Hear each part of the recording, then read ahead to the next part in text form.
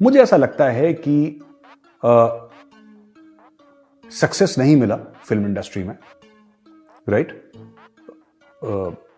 लोग जानते भी नहीं हैं, और जाहिर सी बात है इतने साल हो गए फिल्म इंडस्ट्री में, अब एक डेस्परेशन है और हो जाता है, बिकॉज फिल्म लाइन एक बहुत अनसर्टेन किस्म की लाइन है। नौकरी तो है नहीं यहाँ पे 1 तारीख को आपको तनख्वाह मिल जाएगी। It's not like that.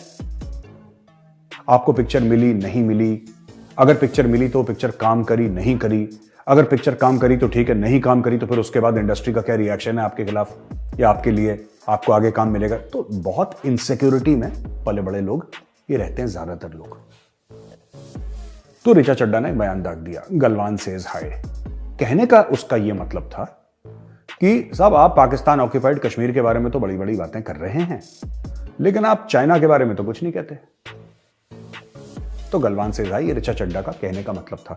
कल मैंने ट्वीट भी करा था, उस ट्वीट को काफी ट्रैक्शन मिला, लेकिन कोई जवाब नहीं आया कि साहब इसका मतलब क्या है। Richa Chadha has not responded and it's all right, ठीक है, कोई बात नहीं। देखिए, बात यह है कि ऐसी बातें आपको नहीं करनी चाहिए जिस बात के ऊपर आपकी समझ ना हो। कुछ फिल्म इंडस्ट्री में लोग हैं, कुछ जो कि सचमुच इंटेलेक्चुअल्स हैं, वो वेरी स्मार्ट, वो वेरी, जिसको कहते हैं ना, उनका पढ़े लिखे लोग हैं, एक्सपोजर है, लेकिन ज्यादातर लोग बैल बुद्धि हैं वहां पे। They have no clue and the problem is when ज्यादातर these young people in the industry, जो बुजुर्ग मैं उनकी बात नहीं कर रहा, young people in the industry, when they start thinking of themselves, you know, as people who can actually create an opinion, ये अपने कद से ऊपर अपने आप को सोचने लगते हैं कि हम कोई देश में रेवोल्यूशन ला रहे हैं, हम कुछ, आप कुछ नहीं कर रहे, आप कुछ भी नहीं कर रहे। You are of no consequence, I am of no consequence। मैं अपने आप को भी बोल रहा हूं। तो हम सब लोग अपनी हदों में रहें, बोलना है बोलें, लेकिन जो देश का फौजी है, जो आपके लिए जान दे रहा है, उसके खिलाफ क्यों बोलना? What is the requirement? क्योंकि आपकी फिल्म आ रही है, आपको पब्लिसिटी चाहिए, या आपको लग रहा है इंडस्ट्री आपको भूल रही है? आर्मी लो हैंगिंग फ्रूट है इनके लिए। ये हर समय आप देखिएगा पॉलिटिकल पार्टीज को एफर्ट से आर्मी की बेइज्जती कर देते हैं। क्यों? क्योंकि उनको पता है फौज जवाब नहीं देगी। पाकिस्तानी आर्मी तो है नहीं, ये पाकिस्तान आर्मी तो है नहीं। यही चीज अगर इनमें से कोई भी, ऋचा चड्ढा वगैरह कोई भी, अगर ये पाकिस्तान में चीज बोलता है, इनकी सॉफ्टवेयर अपडेट हो चुकी होती है, अभी तक हो चुकी होती। आईएसआई की ब्लैक वीगो आती, गाड़ी उठा के लोग ले जाते और बात कर लेते, मैडम क्या बात है, जरा हमें समझाइए, बहुत क्रांति आ रही है दिल में आपके, हमें भी समझाइए जरा। तो पाकिस्तान में सॉफ्टवेयर अपडेट हो जाता, भारत में ऐसा नहीं हो सकता है, because this is a democracy. यहां पर सिविल सोसाइटी बड़ी स्ट्रांग है। तो आप इंडियन आर्मी को कह सकते हैं कि सर्जिकल स्ट्राइक्स और सर्जिकल स्ट्राइक्स, आप ये कह सकते हैं कि बालाकोट में सिर्फ कुछ कौवे और कुछ कौवे मरे थे, कुछ पेड़ गिरे थे, आप कह सकते हैं। आप आर्मी चीफ को सड़क का गुंडा कह सकते हैं, आप कह सकते हैं, बिल्कुल। तो ये लोग क्या करते हैं, ऋचा चड्ढा जैसे लोग, कि ये कॉन्स्टिट्यूशन का फायदा उठा के, भारत का संविधान का फायदा उठा के, और जो भारत में अभिव्यक्ति की आजादी है, द फ्रीडम ऑफ एक्सप्रेशन, उसका इस्तेमाल करके फालतू की बकवास करते हैं। खैर, ऋचा चड्ढा ने उसकी अपॉलॉजी पेश करी। In case I've heard, it was hardly an apology. Apology जो होती है unequivocal होती है। Apology किस तरीके से होती है कि जी मैंने जो काम करा, मैं I feel sorry for that, I'm ashamed, or whatever you want to write, आप ये प्रॉपर लिखिए। मेरे नाना 1960s के वॉर में उनको पैर में गोली लगी थी, वो पैराट्रूपर थे, मेरे मामा जी फौज में थे, फौज मेरे खून में है। Don't give us this nonsense, nobody buys this nonsense. Richa Chadha, किसी को 2 रुपए का इंटरेस्ट नहीं है, ठीक है।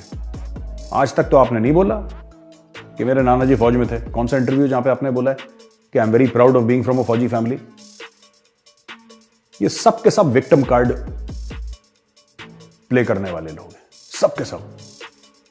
2 मिनट में प्रेशर आया, इनका गला सूख जाता है विक्टिम कार्ड प्ले, कि नहीं मेरे तो ये, मेरा तो ये, मेरा कुछ नहीं तुम्हारा। यार तुमने आज तक तो बोला नहीं, आज तक तुमने एक्नॉलेज करा है you claim to be from a fauji family, you wanted to be very smart, but देखिए ये सब चीजें यू शुड अवॉइड, जिस बारे में अकल नहीं। I would request all these guys, male and female both, मैं सिर्फ फीमेल्स की बात नहीं कर रहा हूं, मैं मेल और फीमेल की बात कर रहा हूं जो बॉलीवुड में, ये गुच्ची वर्साचे, आप लोग यहीं तक महदूद रहिए, आप ना ज्यादा दिमाग इस्तेमाल मत करिए, क्योंकि उस कमरे में कोई है नहीं, उस कमरे में कोई रहता नहीं है।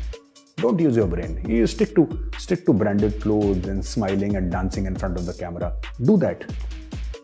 Don't get into serious stuff. You'll embarrass yourself. Not that you have any shame left, but you'll embarrass yourself. Why do you want to embarrass yourself? ये आप यहीं तक रहिए ना, Fendi, Gucci, Versace, यहीं तक. इसके आगे बुद्धि नहीं है, बात मत करो. और ये रेवोल्यूशन लाने की चीजें तो छोड़ ही दो यार. ठीक है, कंफर्टेबली बैठ के एसी के कमरे में ये लोग क्रांति की बात करते हैं, आजादी की बात करते हैं, और वही थके पुराने चेहरे आपको हर जगह दिख जाएंगे. शाहीन बाग से लेकर हर एजिटेशन में वही पुराने चेहरे, क्योंकि काम है नहीं इनके पास. आपने कभी देखा है शाहरुख खान को, सलमान को, आमिर खान को?